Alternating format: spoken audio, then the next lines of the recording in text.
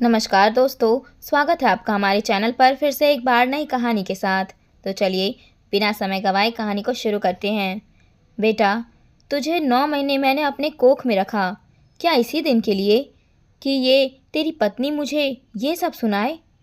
अम्मा जी अपने आंखों में आंसू भर कर बोली। अम्मा, क्या छोटी छोटी बात का बतंगड़ बना रही हो? जब देखो बस एक ही बात, मैंने तुझे 9 महीने पेट में रखा, मैंने तुझे 9 महीने पेट में रखा। और कोई बात नहीं है क्या आपके पास? सुधीर चिढ़ते हुए बोला।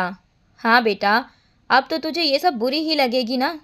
अब तेरी बीवी जो आ गई है घर में, अब तेरी अम्मा की इज्जत क्या है तेरी नज़रों में? उसे तो क्या ही बोलेगा, अपनी अम्मा को ही सुनाएगा। अम्मा सुनाते हुए बोली। अम्मा, ऐसा क्या हो गया है जो बतंगड़ बना रही हो? साक्षी ने सिर्फ आपसे बाजार जाने के लिए तो पूछा था। आपको मना करना था तो शांतिपूर्वक मना कर देती। उसके माँ बाप तक पहुँचने की क्या ज़रूरत थी? सुधीर ने कहा। वाह बेटा वाह, मतलब तेरी बीवी ने तुझे बता भी दिया कि क्या बात हुई थी। देखा, यही लक्षण होते हैं सिखाने वालों के। और तू उसकी बातों में आकर मुझसे लड़ने को भी तैयार हो गया।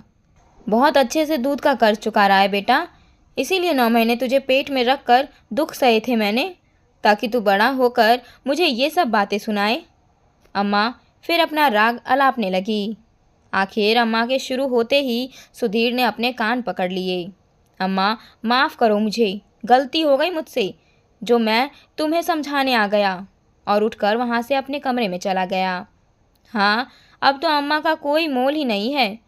ये बुढ़िया यहाँ बैठकर दिन भर इनके घर की चौकीदारी करती है, और ज़रा सा इसकी बीवी को कुछ कह दो तो बीवी तो मुंह फुलाकर बैठ जाती है। ऊपर से महारानी मेरे बेटे को और भड़का देती है। यही दिन देखने के लिए ज़िंदा हूँ मैं। हे भगवान, सुधीर के बापू, अब तो मुझे भी अपने पास बुला लो। अब और नहीं सुनना मुझे। अम्मा ने अपने आंसू बहाने शुरू कर दिए। इधर सुधीर कमरे में पहुंचा तो साक्षी चुपचाप पलंग पर बैठकर कपड़े समेट रही थी। बाहर अम्मा के रोने धोने की आवाज़ साफ अंदर तक सुनाई दे रही थी, पर फिर भी वो चुप थी। उसे चुप देखकर सुधीर ने भी कुछ नहीं कहा। आखिर जानता था कि साक्षी की गलती ही नहीं है। अम्मा ये सब जानबूझकर करती है, क्योंकि उन्हें साक्षी बिल्कुल पसंद नहीं थी। बस फ़ोन निकाला और किसी से बात करने के लिए बाहर आ गया। सुधीर एक सरकारी कर्मचारी था। उसके पिता की सरकारी नौकरी में रहते हुए ही मृत्यु हो गई थी।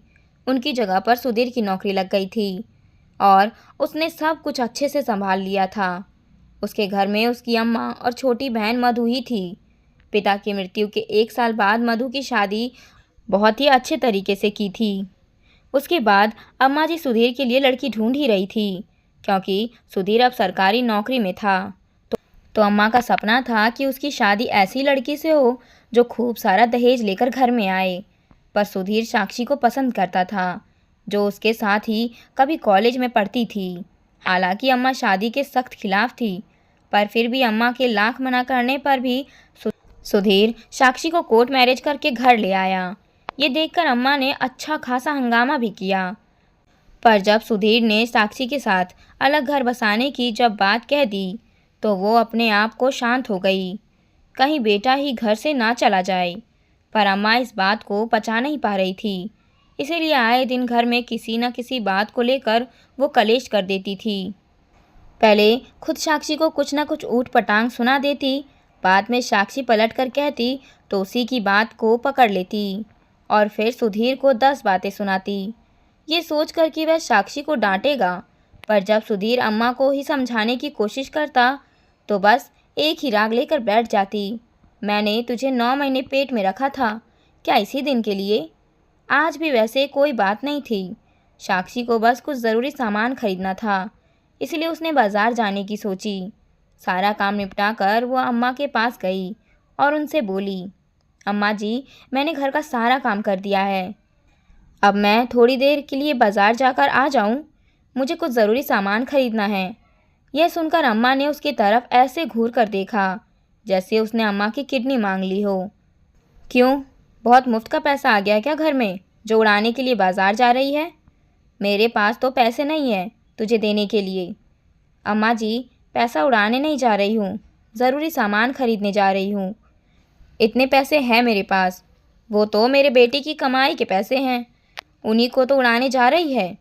तेरे माँ बाप थोड़ी ना देकर गए थे तुझे यहाँ पैसे। अम्मा ताना मारते हुए बोली। अम्मा जी, मेरे माँ बाप पैसे क्यों देंगे? आपके घर में रहती हूँ, आपके घर का काम करती हूँ, तो मेरी ज़रूरत के सामान के पैसे भी आप लोग ही देंगे, साक्षी ने पलट कर कहा। बस यही बात अम्मा ने पकड़ ली और फिर इतनी बहस हो गई कि साक्षी बाजार भी नहीं गई, चुपचाप अपने कमरे में जाकर बैठ गई। इधर जब सुधीर घर आया तो अम्मा ने उससे भी बहस कर ली। खैर, थोड़ी देर बाद उनकी बेटी मधु घर पर आई। उसे देखकर अम्मा बड़ी खुश हो गई, पर मधु तो मुंह फुलाकर सीधे अंदर आ गई थी और आते ही अम्मा के पास जाकर बैठ गई। अरे क्या हो गया तुझे? ना कोई प्रणाम ना कुछ, और मुंह फुलाकर आकर बैठ गई। क्या ससुराल वालों से लड़कर आई है? अम्मा, कह देती हूँ अब मैं वापस उस घर में नहीं जाऊंगी, मधु ने कहा। सुनकर अम्मा के दिल की धड़कन बढ़ गई। अरे क्या हो गया? ऐसी क्या बात हो गई जो तू वापस अपने ससुराल नहीं जाना चाहती? अरे इन सासुओं का कुछ नहीं हो सकता अम्मा। बेटों की शादी में तो खूब ठुमक ठुमक कर नाचती है, लेकिन जब बहू घर में आ जाती है तो उसे उंगलियों पर नचाती है। चाहती है कि बेटा हमेशा पल्लू से बंधा रहे और उसकी बीवी को हमेशा डांटते रहे, और अगर बेटा बीवी के पक्ष में बोल दे तो हे भगवान, क्या क्या राग अलापती है। मैंने तुझे 9 महीने पेट में रखा, तू दूध का कर्ज नहीं चुका रहा। अपने घर की शांति की तो ये लोग खुद ही दुश्मन बन जाती है। बताओ, ऐसे घर में बहुएं रहेंगी क्या? ऐसे लोगों को तो अकेले रहना चाहिए। ये सब सुनकर तो एक बार अम्मा भी झेप गई। आखिर वो भी तो यही सब करती है। फिर धीरे से बोली, बेटा वो तो सास को ये लगता होगा ना कि कहीं बहू बेटे लेकर के अलग ना हो जाए, अकेलेपन के डर से वैसा करती होगी। इसका मतलब ये नहीं कि तू ससुराल से यहाँ आ जाए। ये सुनकर मधु ने अम्मा की तरफ देखा और कहा, अच्छा अम्मा, तो तुम भी इसीलिए ये सब करती हो? सुनकर अम्मा के चेहरे के भाव बदल गए। अम्मा, भगवान की कृपा से मेरे ससुराल में कोई समस्या नहीं है। देखो, तुम्हारे मन में दहेज की लालसा थी, तो भाई पर विश्वास रखो, वो अपनी मेहनत के दम पर कमा लेगा। लेकिन आप जो ये घर की शांति भंग कर रही हो, ये गलत है। अरे ले देकर आप 3 लोग तो हो घर में, उसमें भी आपको शांति रास नहीं आ रही। सोच कर देखो एक बार, अगर भैया भाभी आपसे अलग हो गए तो आप अकेली रह पाओगी क्या? और कैसी हरकतें कर रही हो अम्मा? आप बड़ी हो, आपको सब कुछ संभालना चाहिए। यहाँ हम छोटों को आकर आपको समझाना पड़ रहा है। मेरी सास को तो मैंने कहा ही नहीं, नहीं तो मेरी कितनी जग हंसाई हो जाती। बेटे को फ़र्ज़ याद दिलाती रहती हो, तो आप भी तो अपना फ़र्ज़ याद रखो, थोड़ा तो बड़प्पन दिखाओ। याद रखना, बेटा बहू अलग हुए तो उसमें सारी गलती आपकी होगी, इसमें हम कुछ नहीं कहेंगे। आखिर मधु ने समझाया तो अम्मा चुप हो गई। उस दिन के बाद अम्मा ने ज़्यादा कुछ इस तरह का राग अलापा नहीं।